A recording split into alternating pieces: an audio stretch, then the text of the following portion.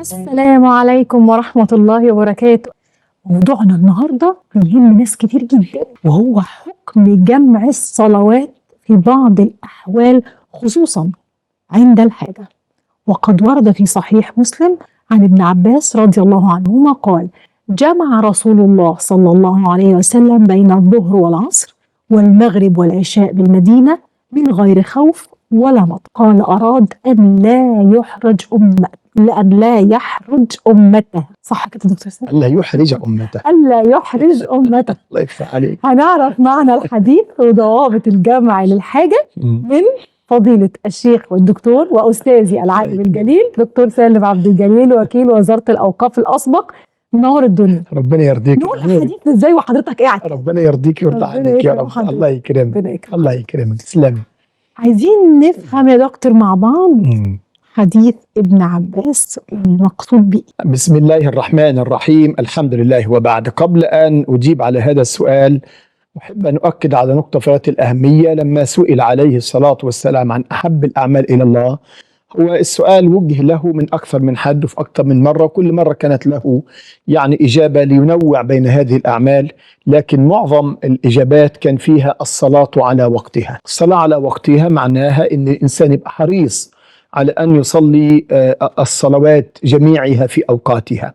هل يا ترى على وقتها يعني الوقت الأول الظهر مثلا يبقى معايا لما الأذان يدن أن أتوضى وأصلي الأربع ركعات سنة القبلية ثم أصلي الفرض، ولا على وقتها معناها أن ممتد عند العصر فيبقى داخل الوقت ما صلىهاش بعد العصر فبتبقى قضى؟ يعني القولان صحيحان، لكن بالتأكيد أرجح الأقوال وأفضل الأعمال أن الإنسان يحافظ على الصلاة في أول وقتها، ده الأساس. والمفروض يعني أنا كمسلم أبقى راسم خريطة حياتي على هذا، أبقى عارف كويس قوي أنا عندي صلاة زي ما أنا عامل حسابي أنا عندي غدا، أنا عندي فطار، يعني بل أكتر. يعني جاز الإنسان يتهاون شوية في أكله وشربه، لكن لا ينبغي أن يتهاون في الصلاة. صدقيني سيدتي، إذا حسبنا المسألة سنعرف أن الصلاة أهم من الطعام والشراب. الإنسان يصبر على عدم الطعام ويصبر على عدم الشراب، لكن لا يصبر أبدا. الروح لن تصبر علي، الروح تموت وتضعف بسبب تقصيري في الصلاة وإضاعة الصلاة. الصلاة عمود الدين كما نعرف، هي عمود الخيمة صح التعبير، هي السارية الأساسية في الخيمة. لو انعدمت هذه السارية أو هذا العمود تقع الخيمة على رأسي. والمفروض إن احنا لما ربنا مدح المسلمين والمؤمنين قد أفلح المؤمنون، ما قالش بس الذين يصلون، قال الذين هم في صلاتهم، فاحنا بنتجاوز حتى المحافظة على الصلاة. طبعا هيقول بعد كده والذين على صلواتهم يحافظون، وفي عندي دائمون. فالديموم على الصلاة في أوقاتها والمحافظة على الصلاة في أوقاتها ده شعار أهل الإيمان. طيب هل يا ترى في ما يبيح لي إن أنا أجمع بين الصلاتين؟ الحديث الذي تفضلت به ربنا يبارك فيكي، وانا يعني عادي جدا انسان في التشكيل ولا بتاع مش اي مشكله خالص، يعني ربنا يرضيك ويرضى عنك يا رب. الله يكرمك.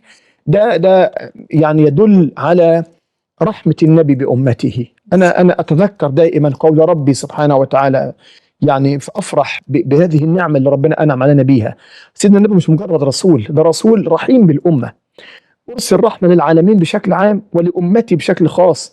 لقد جاءكم رسول من أنفسكم عزيز عليه ما عنتم، يعني يعز عليه تعبكم. ما أقول لك أنا يعز علي أن أشوفك زعلانة، يعز علي أن أنا ما لبلكش الرغبة في أن أنا أجي ألبي الطلب اللي حضرتك عايزاه مني في أن أحضر حلقة ولا الآخره. يعز علي النبي، يعز عليه، يزعل النبي صلى الله عليه وسلم إنه الأمة تقع في مشقة وتقع في حرب. القرآن علمه، قال له بسم الله الرحمن الرحيم وما جعل عليكم في الدين من حرج، ده بشكل عام.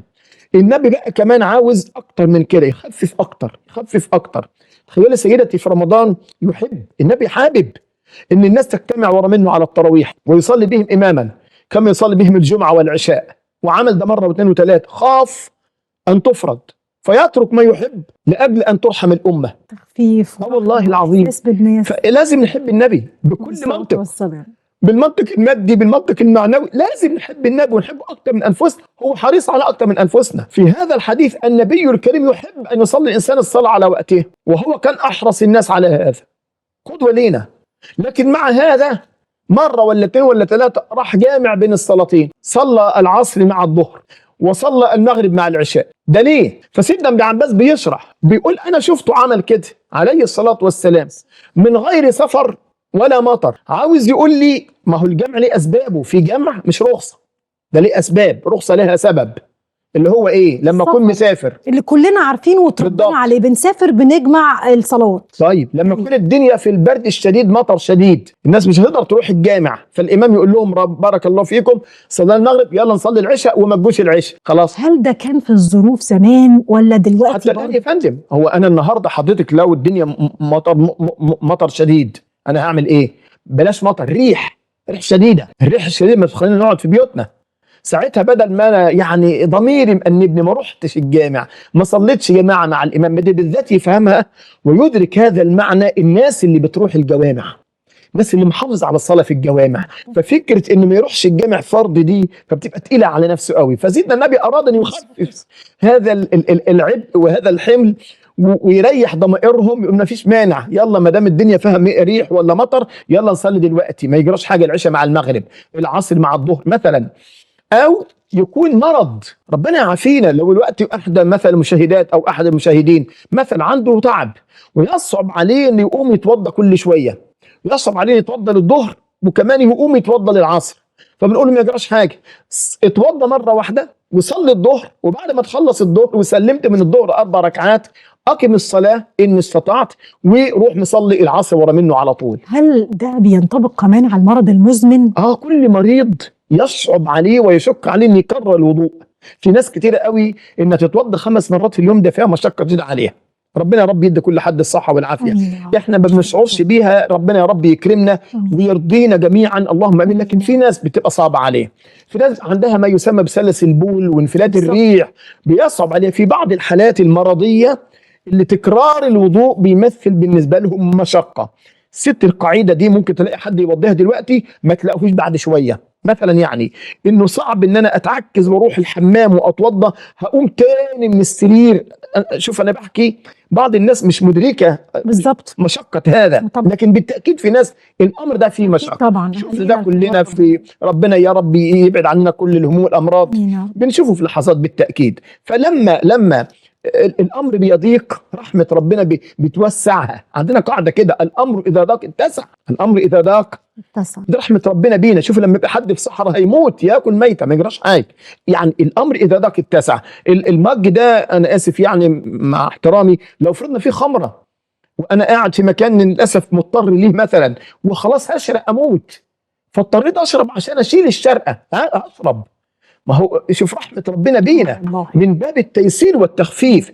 النبي أراد أن يرفع الحرج عن الأمة، أراد أن لا يحرج الأمة أمته، وكلمة أمته يعني دول بتوعي بقى، دول ولادي، فيها كده خصوصية. ما هو شوف ما ربنا يقول لنا سورة الأحزاب النبي أولى بالمؤمنين من أنفسهم.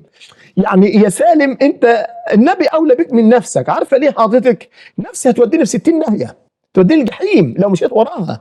النبي لو مشيت وراه مش هيوديني بس الجنه، ده هيخليني رفيقه في الجنه. الله يا رب. والله العظيم. فيا ريت الناس تدرك هذه المعاني وتعرف النبي اولى بالمؤمنين من انفسهم.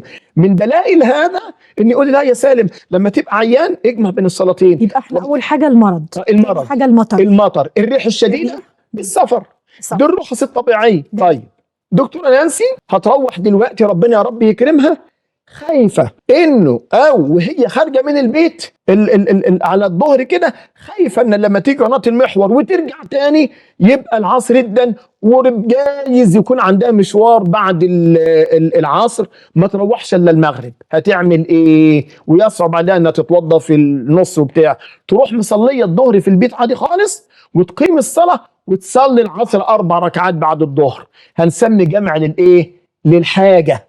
جمع للايه؟ للحاجه. بعضنا بيضعف افراح مثلا يعني، فانا صعب جدا ان انا في الفرح وبعدين بروح قبل المغرب، فبدل ما ابقى ضميري مأنبني المغرب هيبقى قضى. طبعا بنشوف بعض الناس بيبقوا محافظين على وضوءهم ربنا يكرمهم بيقوموا يصلوا خير وبركه، لكن اللي مش قادر بدل ما ضميري يأنبني ويبقى حاسس ان الصلاه هتفوتني والمغرب قضاء، لا انويها جمع مع العشاء ما يضرش.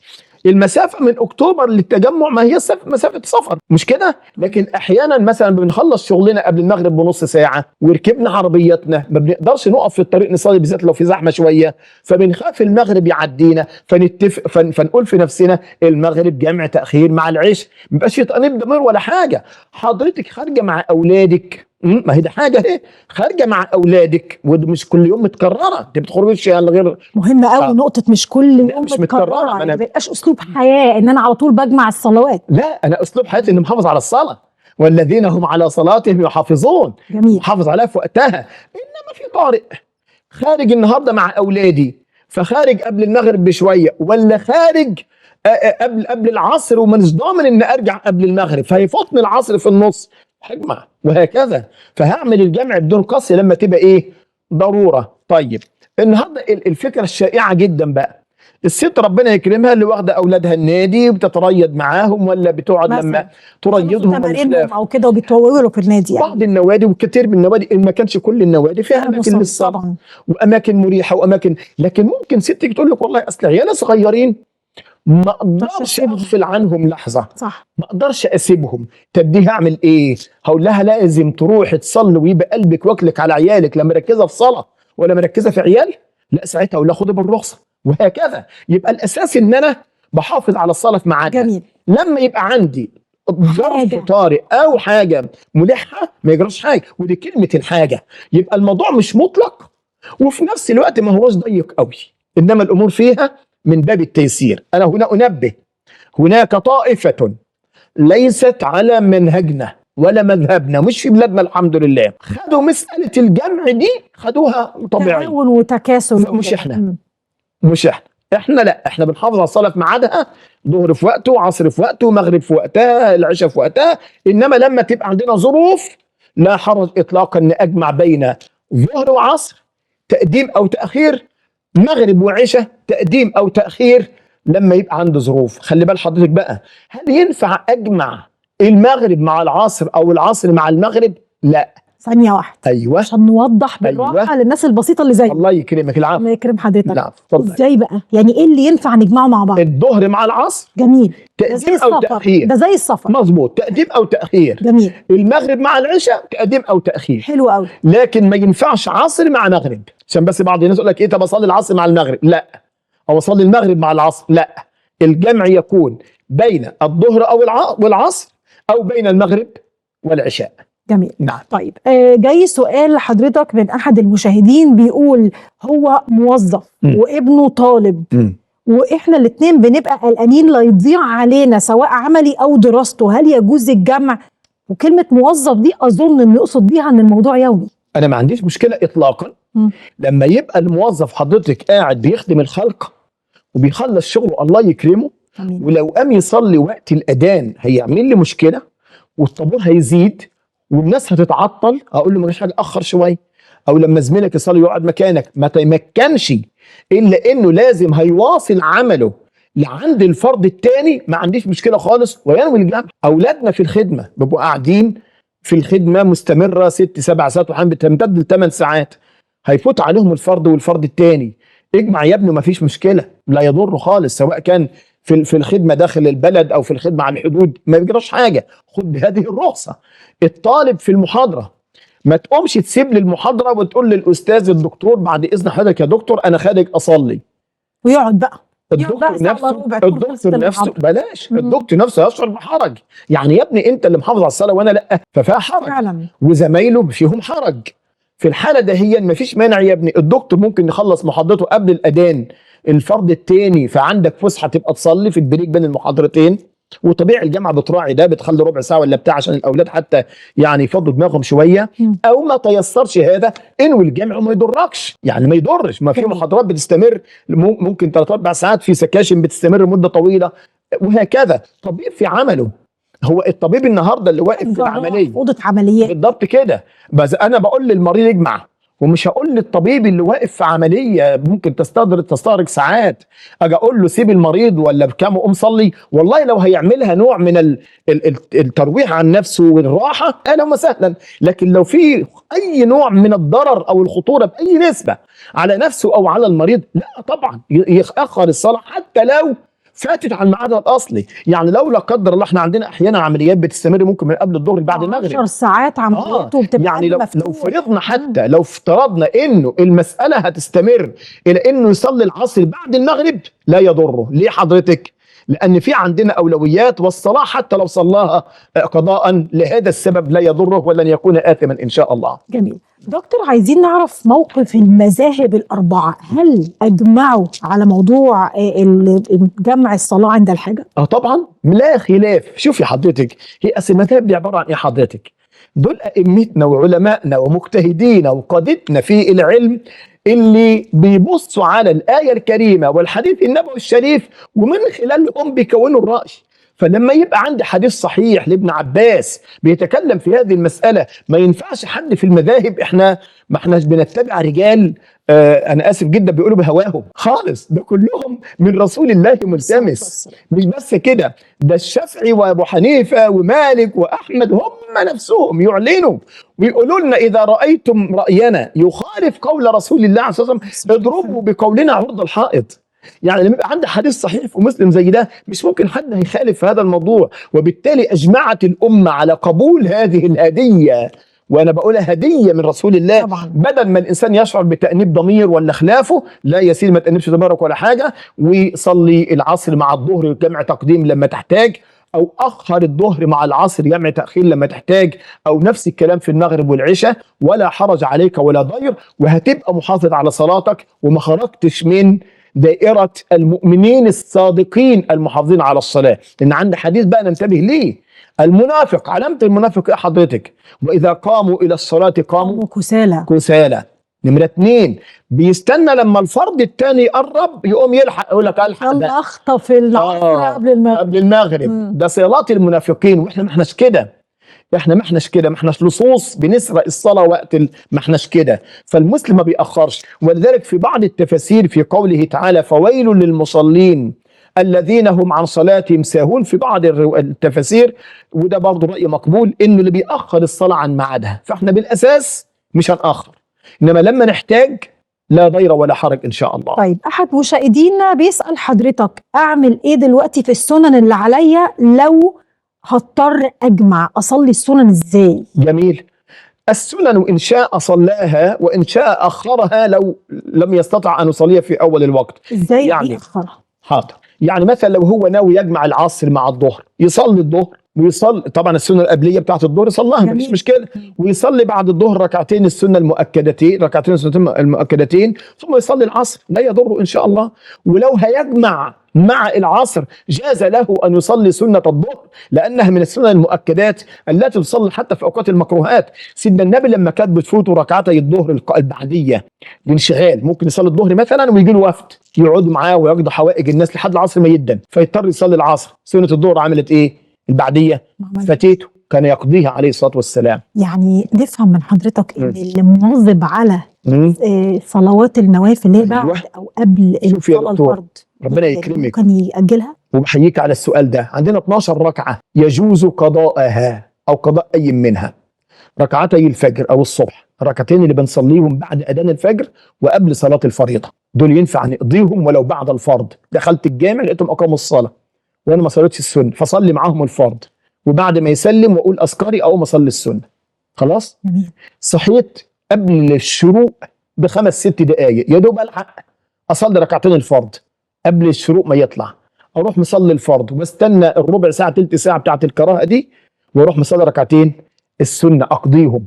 طب صحيت بعد الشروق بنص ساعه، النبي حصل معاه كده مره، اروح مصلي السنه والفرض بالترتيب، ما هما كده كده وقته فات، بس بالنسبه لي عشان غصب عني ما فاتنيش ويبقى ده وقته، لقول النبي صلى الله عليه وسلم من نام عن صلاة أو نسيها فليصليها إذا ذكرها ذلك وقتها.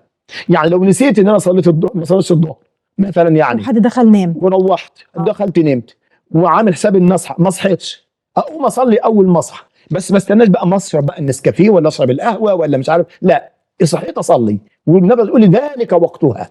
ذلك يعني ده الوقت بتاعها، ما هياش قضاء ولا حاجه. الاربع ركعات اللي قبل الظهر يبقى كده 6 هم، اللي بصلي باذن الظهر بصلي 4 ركعات مؤكدات فاتوني اروح مصليهم بعد الظهر لا يضر. الركعتين اللي بعد الظهر ادي كده 8 ينفع اقضيهم برضه. الركعتين اللي بعد المغرب ينفع اصليهم بعد العشاء لو فاتوني.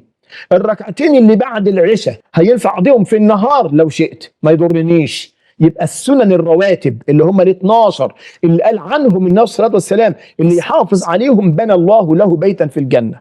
2 قبل صلاه الفجر بعد الاذان، عشان بعض الناس بتفهم غلط ويقول لك قبل الاذان، لا، بعد الاذان ما يدن قبل الأذان صلي يبقى ركعتين. قيام ليل. بالضبط، احسنتي، ده في الفجر.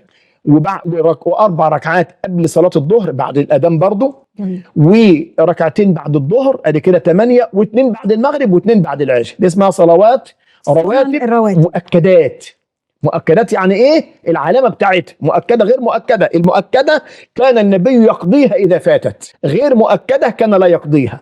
غير مؤكده زي ايه؟ ركعتين كمان بعد الظهر، يبقى 4 بعد الظهر زي 4 قبل. طب والركعات اللي قبل صلاة العصر؟ 2 قبل العصر او 4 غير مؤكدات. 2 قبل المغرب، 2 قبل العشاء غير مؤكدات. يبقى لما يبقى عنده وقت بيصليهم شغل عنهم ما يقضيهمش. يبقى الفرق بين السنه المؤكده والسنه غير المؤكده انه كان بيحافظ على الاثنين، بس لما تفوته غير المؤكده لا يقضيها. طيب دكتور سالم، دلوقتي احدى مشاهداتنا بتقول هي سمعت في الراديو من احد المشايخ ان لما الواحد بيسافر وبيجمع الصلوات مع بعض ما يصليش سنن، وان في حالة السفر يصلي الوتر فقط. هذا يعمل ايه؟ مع تقديري طبعا علمائنا الموجودين في الاذاعه الحقيقه كلهم اكفاء، ربنا يحفظهم ويبارك فيهم يا رب. انما هو تبنى رايا، ده راي مش كل الاراء. الاراء الفقهيه دايما فيها اراء متعدده، فلما نسمع حد يقول ده ما نعتبش عليه وما نقولش غلط، ولما نسمع حد تاني بيقول لا، ايه المانع انه يصليها؟ والنبي الكريم ما ترك السنن لا في سفر ولا في حضر. النبي صلى الله عليه وسلم كان بيحرص على اداء السنن، بس لما بنتكلم على اني مشغول ما يبقاش عندي تأنيب ضمير، ما اقولش الله ده ما حافظتش على السنه، ما يضرنيش. بس في سنتين مؤكدتين جدا، يبقى انا عندي مؤكدات ومؤكدتان جدا. سنه الصبح والوتر دول ما سيبهمش ابدا. سفر، أبداً. حاجة، شغل، عمليات، ما يتسابوش مهما كنت مشغول. ركعتين الصبح اللي هم قبل الفجر، وركعة الوتر دول ما سيبهمش ابدا، اللي هو الوتر يعني ركعه او 3 ما سيبهمش ابدا. انما بقى الاربعه اللي قبل الظهر، الاثنين اللي بعد الظهر، الاثنين اللي بعد المغرب، الاثنين بعد العشاء، حابب اصليهم في السفر اهلا وسهلا، مش حابب ما يضرنيش، هو كده كده دي سنن ما يضرنيش، بس لو حابب اصليهم لا يضرني، لانه الاقوال في القصه دي يعني موجوده والاثنين صح، وانا اميل الى صلاه السنن في السفر اذا استطعنا الى ذلك سبيلا. طيب سؤال اخير، واستاذه شاذة بتقول لي في الاير بيس بسرعه جدا عشان نختم. حاضر. السؤال الاخير، واحده ست بتقول لحضرتك انا دلوقتي خايفه ابني يسمع الحلقه يتهاون في الصلاه ويقول لي انا مش فاضي، انا هجمع الصلوات، هل في جزاء معين؟ خلي بالك في ضابط. الضابط هو مش فاضي، دي مش معناها ان انا مش فاضي يعني مش قادر اقوم اصلي، مش قادر اقوم اكل، مش قادر اخش الحمام، انا اسف. فاهم الفكره ازاي؟ الضابط اهو. انما لان الدنيا معايا زحمه جدا ما ينفعش في مصالح عباد في الى اخره. انما ان انا بس عشان اصل انا بلعب دلوقتي ولا مش عارف مع اصحابي ولا مش عارف ايه، ما ينفعش الكلام، لانه الاساس ان نحافظ على الصلوات. وتاخير الصلاه داخل في قول الرب سبحانه وتعالى فويل للمصلين الذين هم عن صلاتهم ساهون. ساهون يعني يؤخروها حتى يدخل او يقترب الوقت الاخر من الدخول. ربنا يتقبل من حضرتك، جزاك الله عنا خير الجزاء. بشكر فضيلة الشيخ الدكتور سالم عبد الجليل وكيل وزارة الأوقاف الأسبق، نورت الدنيا. شكرا جزيلا، بارك الله فيك. آمين يا رب العالمين. أعزائي المشاهدين، الوقت الحلو بيخلص دايما معاكم بسرعة، وأراكم بإذن الله في الحلقة القادمة على خير. ومن دلوقتي الحلقة الجاية بستودعكم الله الذي لا تضيع عنده الودائع، والسلام عليكم ورحمة الله وبركاته.